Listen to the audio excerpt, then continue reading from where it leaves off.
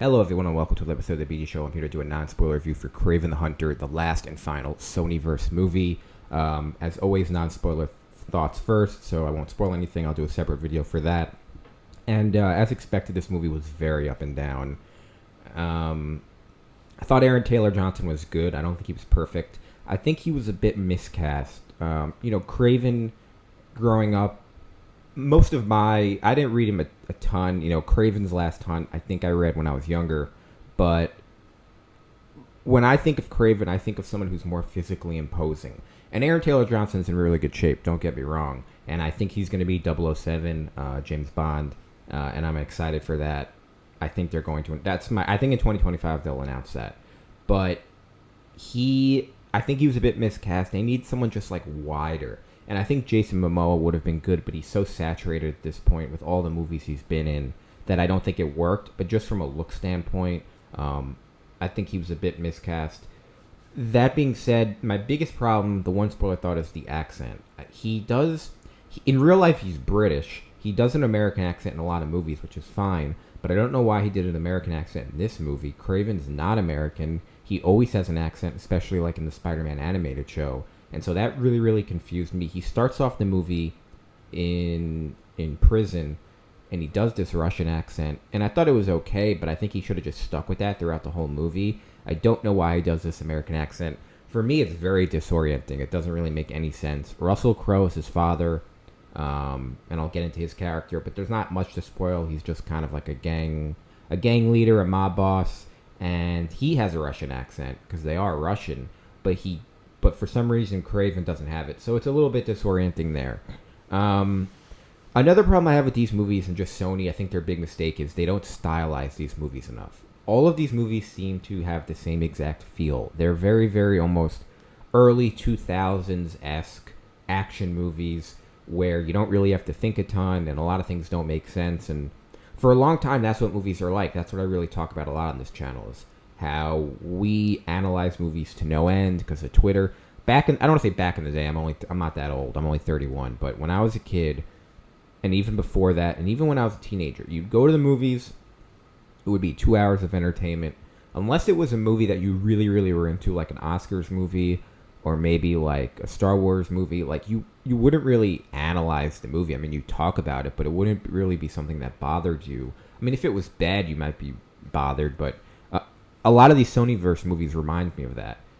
A movie like Kraven should have felt a lot like a Hunter movie. They did do Hunter things, but it should have felt different than Morbius, which should have been a vampire movie, right? And I think these kind of movies were like in a lot in the same mold as the Venom movies, which should have been its own thing. So I think that's a big issue. They did do a couple things that I really liked in this movie, which I'll get into regarding some of the characters. And I think if you're a big Spider-Man fan and you pay attention and pick up on references on who characters are, it'll pay off deeper into the movie.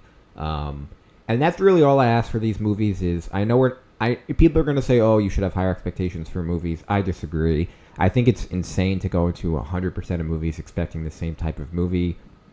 That's not how it works. Obviously, some movies are going to have higher expectations. You can't go into Kraven the Hunter with the same expectations that you go into like Oppenheimer or even a movie like The Dark Knight. It's just different. I do think this is a movie, though, that weirdly got hurt by trailers. I think this is a type of movie where if you just went into the movie and didn't know anything, it would be better. And I know that's a little bit hypocritical because I run a channel, which I do a lot of trailer reactions, so it would hurt me. But I do think it'd be interesting to see how a movie like this would do if you didn't get any trailers and you just kind of went into it. Because I do think that there would have been a few surprises as a Spider-Man fan that would have been really cool if you weren't expecting. I've seen a lot of mentions of Madam Web. This movie isn't even close to as bad as Madam Web.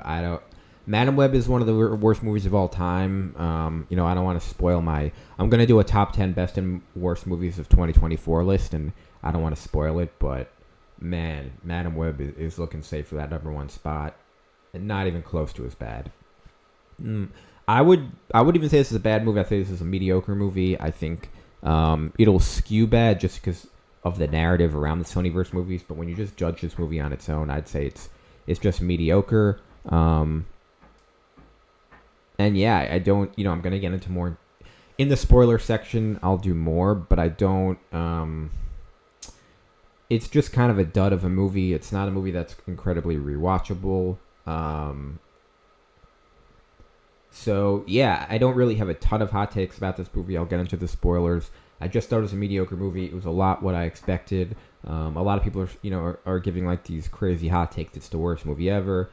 Nah, I disagree with the 12% Rotten Tomatoes. I would probably put it like in the 50s, 50%. Which I guess isn't even mediocre because mediocre is like, I mean, if you're thinking about school, what would be like a 70s would be mediocre, like a C. So I guess maybe like I give it like a 60 out of 100 if I was grading it, but not a great movie. The Sonyverse finally comes to an end. I'll stick around for the spoiler section. I'll be doing a spoilers video where I can talk about more of the things I liked. It's tough to do it in this kind of setting. But yeah, I mean, if I don't want to dissuade anyone from going to the movies. I think some people will enjoy this. Some people were laughing in my theater. Actually, a lot of people were laughing in my theater, which kind of surprised me. But, the movie audience is just different than what's online. So, stick around for the spoiler section. That's my review of Kraven the Hunter. Pretty mediocre movie. Some cool scenes, but not a ton. Just kind of a dud. Thanks, guys, for watching. And as always, I'll see you on the next.